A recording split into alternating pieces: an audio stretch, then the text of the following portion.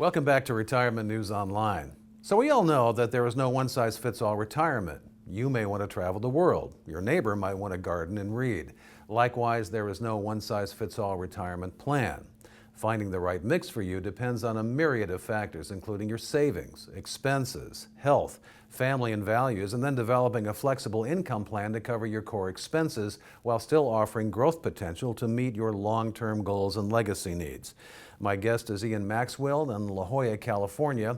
Ian, explain transitioning a portfolio for retirement. Sure.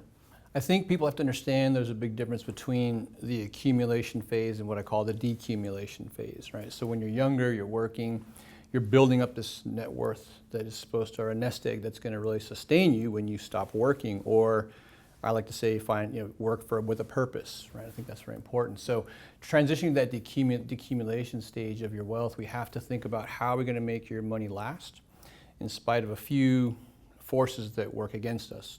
Taxes and inflation are probably the biggest two. So there's definitely going to be tax conversations involved. There's going to be a readjustment of how the assets are positioned to make sure that they're safe and they're going to be there for you for as long as you need them. Definitely have conversations about legacy too, because you've now transitioned away from building your wealth to enjoying your wealth, right? And a lot of that actually ties back to giving back to your family, friends, charities, things like that. So Ian, is the 4% rule still a valid idea?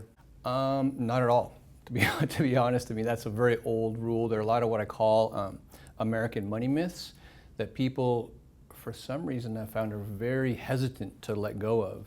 But you have to be flexible.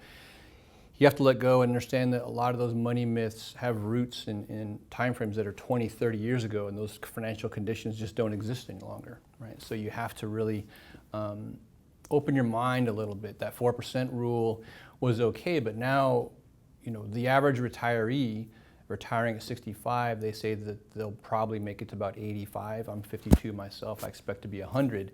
So really it becomes a game of longevity. So if you're going to be living a lot longer, when we're developing that income plan to make sure your money does not run out, if I run it at 4%, that might be running a little bit too hot, depending how it's positioned, depending how much you have.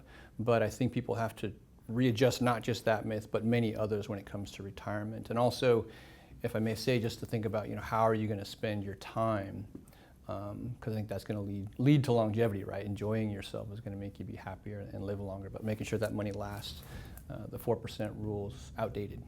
So this process seems pretty complex. How do you know when to take Social Security? It's incredibly complex. I think it's too complex, and it's unfortunate because where you see levels of complexity like that, people make a lot of mistakes. And the debate is, do you take it early? Or do you wait till the very end? And obviously you shouldn't wait past the age of 70. You don't gain anything after that. And then there's full retirement age. And I tell people really, depending on their situation, without knowing any specifics, I think, at least waiting till your full retirement age is smart. Because some people say, what if I wait till 70 but I die at 69? I never get it, right? Or I start too early and I gave up some of the growth. So really, if I'm doing my job right, Social Security is not going to be a make or break amount of money for your income stream when you're retired.